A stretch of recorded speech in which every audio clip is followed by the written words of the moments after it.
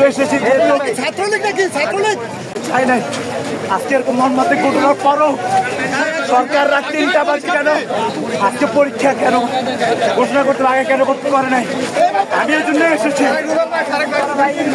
আমাদের বাইরের যৌক্তিক দাবি ছিল এরকম যারা আছে তাদেরকে জানো।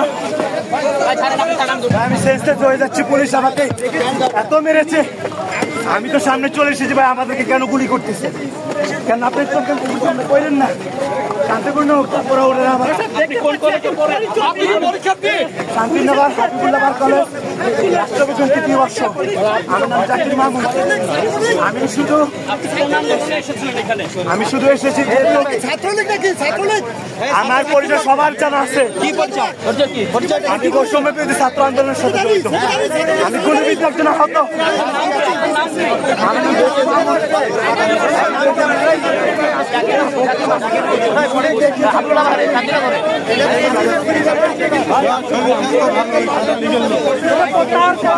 তারা আন্দোলন চালিয়ে